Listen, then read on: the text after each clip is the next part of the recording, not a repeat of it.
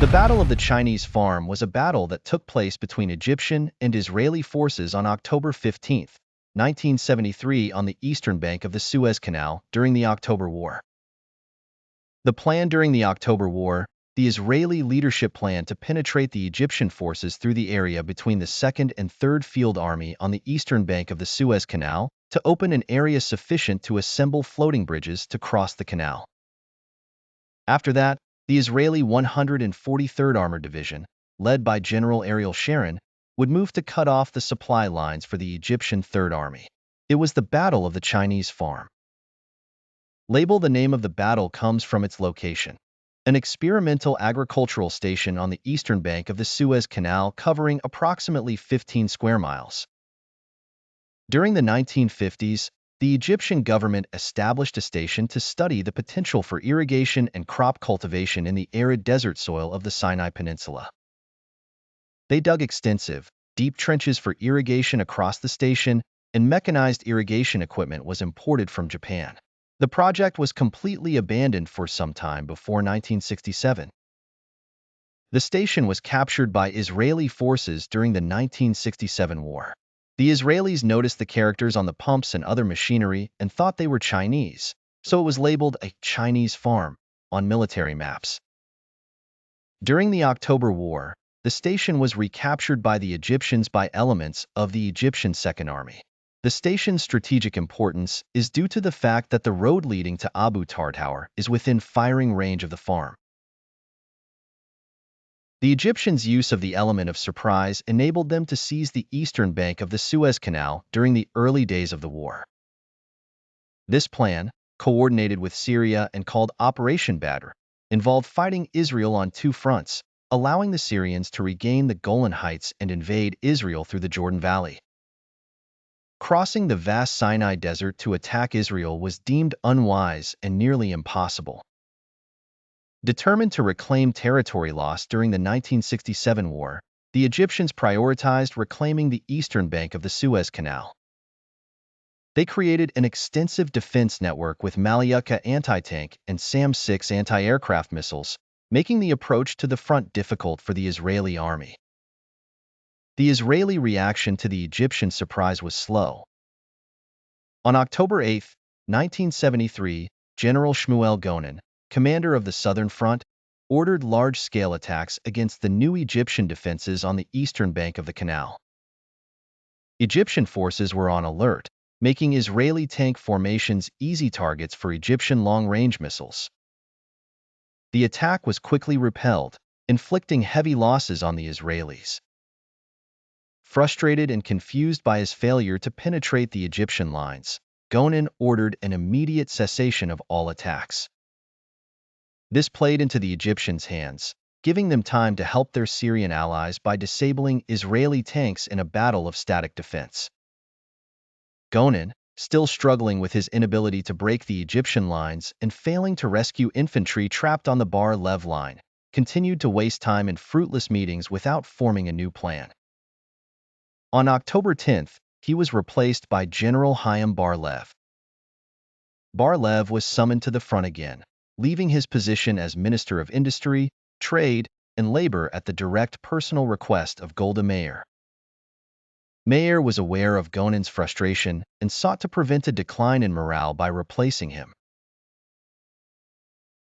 By October 11, Bar Lev and his field commanders, Ariel Sharon and Avraham Adon, had drawn up a plan to break through the Egyptian forces' lines. The operation was called Operation Bar Lev. The plan took advantage of the discovery by the American State Route 71 reconnaissance plane that there was a large gap between the lines of the 2nd and 3rd Army on the eastern bank of the canal near Diverswar. As a result of a planning error, the Egyptian unit defending that part was ordered to move north without any other unit being assigned to take its place. In the first stage of the plan, Aden's forces would attack the southern flank of the 2nd Egyptian Army and the northern flank of the 3rd Egyptian Army, aiming to divert attention from Sharon's forces. In the second phase of the plan, Sharon's forces would penetrate the Egyptian forces' lines, destroy any forces in the Diverswar area, and then secure an area to create a floating bridge on both sides of the canal using rubber boats. Military engineers, under the protection of Sharon's forces, would then assemble the revolving bridge across the Suez Canal. In the third stage of the plan, Sharon's forces would cross the canal and Aden's forces would withdraw to defend the corridor's area. Meanwhile, on October 14th, the Egyptians launched their second coordinated attack on the entire Israeli line on the East Bank. This second attack was under the personal orders of President Anwar Sadat to relieve pressure on the Syrian front in the Golan Heights, despite strong opposition from his general staff, because the attack was considered suicidal due to recent reinforcements in Israeli defenses. The battle that ensued was the largest tank battle since World War II. The size of the Egyptian forces was estimated at between 400 and 1,000 tanks and 5,000 mechanized infantry, facing 800 fortified Israeli tanks with infantry support. Sharon's forces began the attack, but a problem soon arose when Ammonius Reshef's brigade turned north, within range of the Egyptian Second Army. 7 battalions from this brigade entered the heart of both the 16th Infantry Division and the 21st Armored Division. The Chinese farm was a critical point on the Abu Tartour road, which was the only road wide and strong enough to withstand the deployment of a huge rotating bridge needed to cross the canal. This bridge was also the only one of its kind available on the southern front, and its destruction would mean the failure of the entire operation. Therefore, the success of the operation hinged upon controlling the farm. Adan pushed 2 armored brigades, commanded by Colonel Naki Bayram and Colonel Gavriel Amir, into the area. Their mission was to open the Abu Tartour road. However, as they advanced, they came under fire from heavily fortified Egyptian positions. Adan soon realized that his armored units were in danger of being completely destroyed if they attempted to advance further, and immediately requested infantry support to clear the area of RPG groups.